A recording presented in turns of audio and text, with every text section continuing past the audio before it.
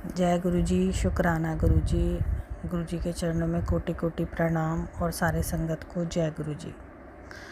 संगत जी, ये मेरा तीसरा सत्संग है जो गुरु महाराज की कृपा से आज मैं आप सबको सुनाऊंगी। तो मेरा तीसरा सत्संग इस प्रकार है। संगत जी, मेरे पास गुरु जी का कोई भी स्वरूप नहीं था। हम लोग मानने तो लगे थे गुरु जी को, लेकिन हमारे पास कोई भी स्वरूप नहीं था। और मैंने सुना है गुरु जी का स्वरूप आप खरीदना नहीं चाहिए। आपको गुरु जी का स्वरूप वो एज ए ब्लेसिंग आपको या तो कोई संगत दे या फिर वो गुरु जी के आश्रम से, मंदिर से आपको मिलता है। तो मेरे पिताजी गुरु जी के यहाँ गए थे, गुरु जी के मंदिर। तो वो मेरी सिस्टर के लिए स्वरूप लेने गए थे। तो एक बारी में एक ही स्वरूप मिलता है। तो मेरी भी इच्छा थी कि मेरे पास भी स्वरूप आए, पर लेकिन मैंने कहा कि नहीं गुरुजी, पहले आप मेरी सिस्टर के यहाँ जाओ, उसको ज़्यादा ज़रूरत है आपकी, फिर आप मेरे पास आ जाना, कोई बात नहीं। तो संगत जी, गुरुजी को तो सब पता होती है, वो तो जाने ये आप सबको भी पता होगा, है ना। वो सबके दिल की बात मानते हैं और जानते भी हैं। तो संगत जी, अगर बोलते समय मुझसे कोई भी गलती हो जाए तो आप प्लीज़ मुझे माफ़ कर देना, और गुरु जी आप भी मुझे माफ़ कर देना। तो फिर क्या हुआ कि मतलब मेरे हस्बैंड के पास एक बड़े मंदिर से नहीं, सॉरी, डुगरी वाले मंदिर से मैसेज आया कि आपको कोई सेवा चाहिए हमारी तरफ से, तो आप बताइए। मेरे हस्बैंड ने कहा, सॉरी संगत जी, मेरे अंकल जी ने कहा कि नहीं, हमें कोई सेवा नहीं चाहिए, और ऐसा हमें कोई सेवा नहीं चाहिए, गुरु महाराज की बहुत कृपा है, ऐसे उन्होंने बोला। तो संगत जी, उन्होंने कहा कि नहीं, आप बताइए आपको कोई सेवा चाहिए। तो मेरे हस्बैंड ने कहा कि नहीं, हमें कोई सेवा नहीं चाहिए। तो मेरे हस्बैंड से उन्होंने पूछा कि मतलब आप कभी डुगरी मंदिर आए हैं क्या? तो मेरे हस्बैंड ने कहा नहीं। तो आप कभी डुगरी मंदिर आइए।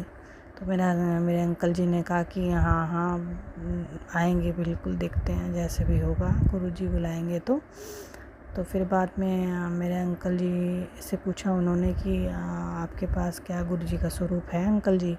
तो मेरे अंकल जी ने कहा कि नहीं, हमारे पास गुरुजी का कोई भी स्वरूप नहीं है, और हम मानते हैं गुरुजी को, पर लेकिन हमारे पास कोई स्वरूप नहीं है। तो उन्होंने बोला ठीक है, आप अपना एड्रेस हमें लिखवा दो, हम भेज देते हैं आपके यहाँ पे गुरुजी का स्वरूप। तो अंकल जी ने एड्रेस लिखवा दिया और वो फ़ोन फिर कट गया। फिर गुरु जी का मेरे पास टेलीपैथी से मैसेज आने लगा कि पुत्र, मैं तेरे घर आ रहा हूँ, और तू मुझे पहचान लियो, और मैं तेरे घर आ रहा हूँ, ऐसे मैसेज आ रहा था गुरु जी का। तो मैं बोलने लगी, पता नहीं गुरु जी का मैसेज आ रहा है। और मैं अपने अंकल जी से कहने लगी, गुरु जी का तो देखो मैसेज आ रहा है मेरे पास, पता नहीं ऐसे गुरु जी कैसे आएंगे यहाँ पे केरल में, उन्हें क्या पता हमारे घर का एड्रेस का है। संगत जी, मैं केरल में रहती हूँ, सॉरी मैं अपना नाम नहीं बताऊँगी, और मैं केरल में रहती हूँ। तो मैंने कहा यहाँ पे कैसे आएंगे?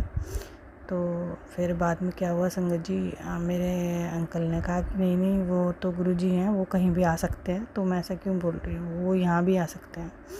तो मैंने बोला अच्छा। तो फिर बाद में हमारी ऐसे बात हुई। फिर बाद में मेरे अंकल जी अगले दिन ऑफिस चले गए और मेरे को बोलने लगे कि कोई कोरियर वाला आएगा, तुम कोरियर ले लेना। मैंने बोला ठीक है, मैं ले लूँगी। तो 11 साढ़े 11 बजे का समय था उस टाइम, और सोमवार का दिन था संगत जी, और 13 तारीख थी, और मैं अपनी फ्रेंड के यहाँ थी जब वो कोरियर वाला आया। और मेरे अंकल जी का फ़ोन आया कि कोरियर वाला आ गया, तुम कोरियर ले लो। तो संगत जी, मैंने वो कोरियर लिया, और उस पर लिखा हुआ था डुगरी मंदिर पंजाब डुगरी मंदिर, ऐसे लिखा था उस पर। और मुझे समझ में नहीं आ रहा था कि ये पंजाबी में लिखा है क्या, मुझे नहीं समझ में आ रहा था। कुछ इंग्लिश भी लग रहा था, कुछ पंजाबी में ऐसा लिखा था, नहीं समझ में आ रहा था मुझे। पर लेकिन मुझे फिर बाद में समझ में आया, और मैं उसको बजा के देख रही थी, उसमें से आवाज़ आ रही थी जैसे कि कुछ बज रहा है, और कुछ फ़ोटो की तरह लग रहा था, स्वरूप की तरह। तो मैंने कहा कि पता नहीं क्या आया है कुरियर में। तो मैंने उसको खोल के देखा तो उसमें गुरुजी का स्वरूप था और 2 ब्रेसलेट थे और खुशबू आ रही थी गुरुजी की।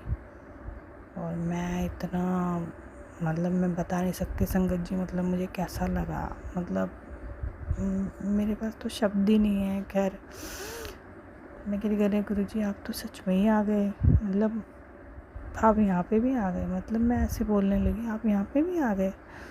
अरे वाह, जय गुरुजी की। गुरुजी आप तो सच में ना मतलब कुछ भी कर सकते हो, आपको सब पता रहता है ना हमारे मन में क्या चल रहा है क्या नहीं चल रहा है ना। आप तो जानी जान हो। और मैं बहुत खुश हो गई संगत जी, मुझे लगा कि पता नहीं मुझे क्या मिल गया सच में। फिर मैंने गुरुजी को मंदिर में रखा और फिर शाम को अंकल जी आए और अंकल जी को भी मैंने बताया और अंकल जी बोलने लगे मुझे तो पता था और मेरे पास तो मैसेज आया था, फ़ोन आया था, सॉरी संगत जी, बड़े डोगरी मंदिर से। और उन्होंने मुझसे पूछा एड्रेस वैड्रेस, मैंने बता दिया और वो गुरुजी का स्वरूप भेज दिया उन्होंने तुम्हारे लिए कि तुम्हारी इच्छा थी ना, लो पूरी कर दी गुरुजी ने। मैंने बोला हाँ गुरुजी ने मेरी इच्छा पूरी कर दी।